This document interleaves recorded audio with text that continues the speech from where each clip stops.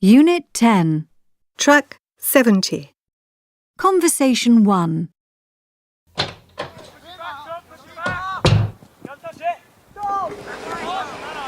Right. Good afternoon, everyone. Let's see.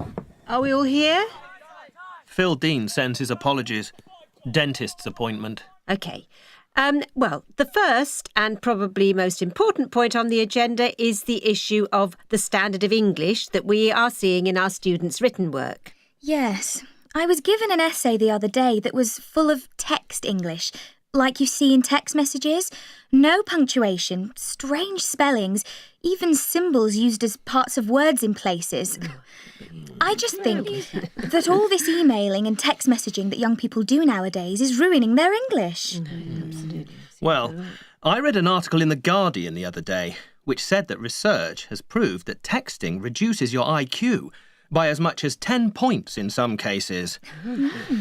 I mean, maybe we should ban texting if it's going to affect students' intelligence. I don't think that's really practical, is it? I'm afraid text messaging and email are here to stay. Isn't the point that standards are slipping everywhere? I actually saw a sign in Boots yesterday advertising a special offer or something, and it had 2 apostrophes where it didn't need any. I mean, maybe we'll have to start giving formal grammar lessons, spelling tests, all that sort of thing. But our students are preparing for A-levels. We shouldn't need to do that at this stage in their education. Well, students are obviously coming to us from schools where they don't teach grammar anymore, like so many schools these days. Hang on a minute, I find this all a bit worrying. Shouldn't we be more concerned about how well our students communicate their ideas than whether they miss the odd apostrophe or spell accommodation correctly? Surely the great thing about our language is that it is a living thing, and it's a normal process for it to change. Look at Shakespeare's English, for example. It was very different to ours, but we don't consider it incorrect. Actually, I think there's a lot to be said for having fewer rules about where to use apostrophes and simplifying some of those illogical spelling rules. What are you saying? Absolutely not.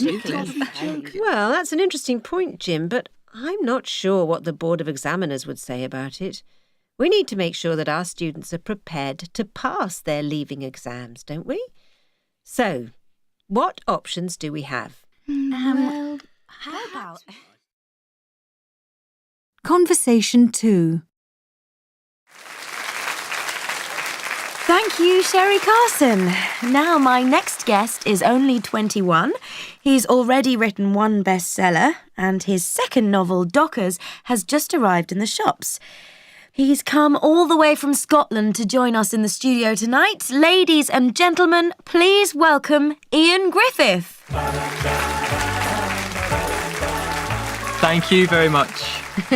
Well, Ian, people were queuing at the bookshops to buy your new novel. You seem to have quite a following. Yes, well, I must say I've been surprised at the response myself, but it's great.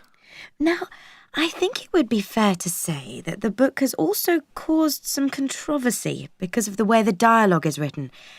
Some people are saying that you've deliberately made it difficult to understand because it's written in a Scottish dialect. Well, I wouldn't say I deliberately made it difficult to understand, but I did want to reflect the way real people speak, and since the book is set in Leith, in Edinburgh, I wrote the dialogue in the way that the people there speak.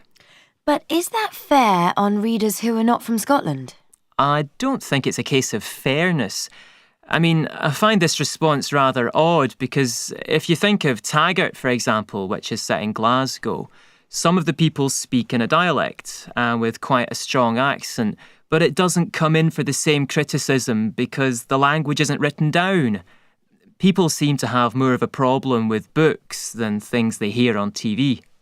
Yes, I do see your point, but isn't it important for written English to be accurate, especially when so many young people read your books? As I'm sure you know, there is a good deal of concern nowadays about standards of grammar, spelling and so on, and a lot of the dialogue does contain incorrect usage. Well, all I can say is that if I'd written it in standard English, it just wouldn't be convincing. And, of course, it's not as if it's the first time a writer has done this. For example, I'm sure that when Richmal Crompton wrote Just William, in 1922, let me remind you, she just wanted to bring the character to life by giving him a certain style of speech. Read any page where William is speaking and you'll find quite a few spelling and grammar mistakes. Yes, well, that's very interesting. I'll have to get a copy. Now, let's move on to discuss the topic.